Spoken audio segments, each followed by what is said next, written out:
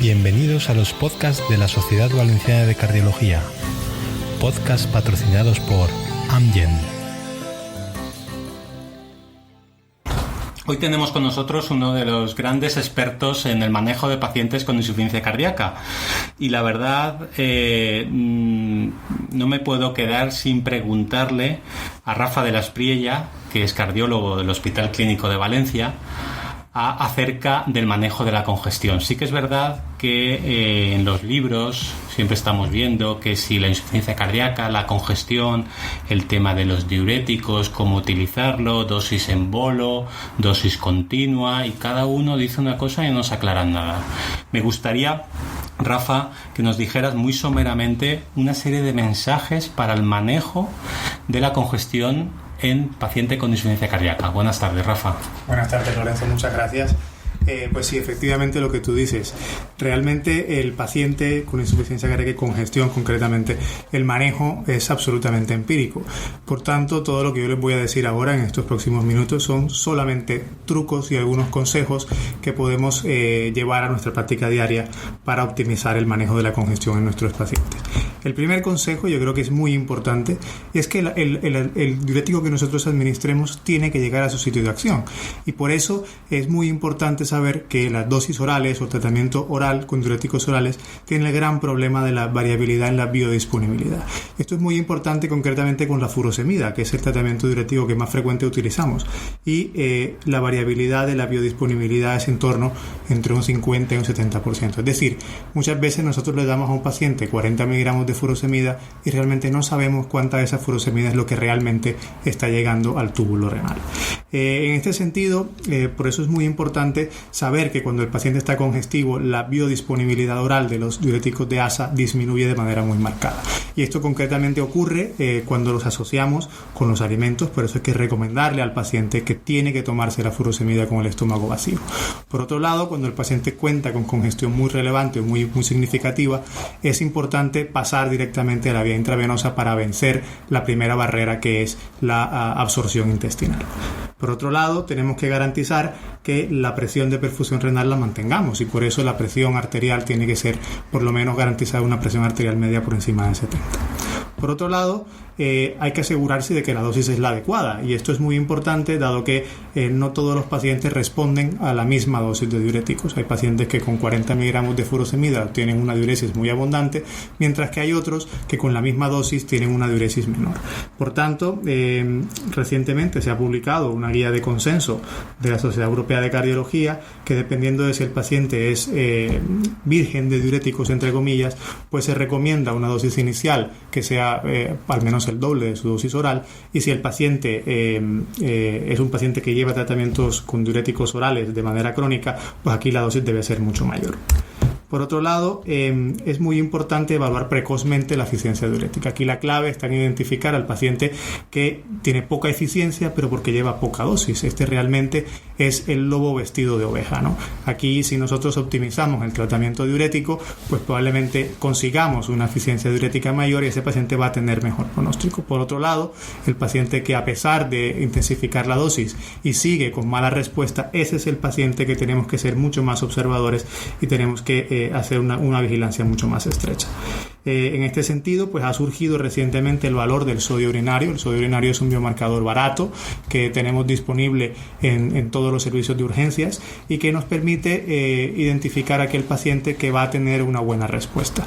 En este sentido, la Sociedad Europea de Cardiología, en su documento de consenso, recomienda que la extracción del sodio urinario se haga dentro de la primera o segunda hora después de la administración de diuréticos intravenosos, y si el sodio urinario no aumenta, hay que ser muy agresivos y duplicar la dosis de diuréticos que hemos iniciado inicialmente. Por otro lado, si el paciente ya hemos alcanzado una dosis suficiente de diuréticos de ASA y persiste con baja respuesta, aquí tenemos que considerar el bloqueo secuencial de la nefrona. Concretamente, aquí deberíamos utilizar ya asociar diuréticos tiazídicos, dado que sabemos que la hipertrofia de las células del túbulo distal es uno de los principales mecanismos implicados en la resistencia a diuréticos. Y si a pesar de ello continuamos con baja respuesta, pues ya ir asociando diuréticos, sobre todo diuréticos proximales, proximales o añadiendo en los casos que tienen hiponatremia pues los baptanes. En algunos casos seleccionados, en pacientes que tienen sobre todo congestión extravascular, el suero salino hipertónico es una herramienta que tenemos que tener en cuenta, dado que lo que hace esta estrategia, administrada siempre con dosis altas de furosemida intravenosa, es aumentar el relleno plasmático. Y esto es muy relevante, sobre todo cuando tenemos pacientes que tienen baja perfusión renal, dado que ese líquido que tenemos, secuestrado en el espacio extravascular, lo pasamos al torrente sanguíneo, al volumen circulatorio efectivo, mejora la perfusión renal y mejora la llegada del diurético a su sitio de acción.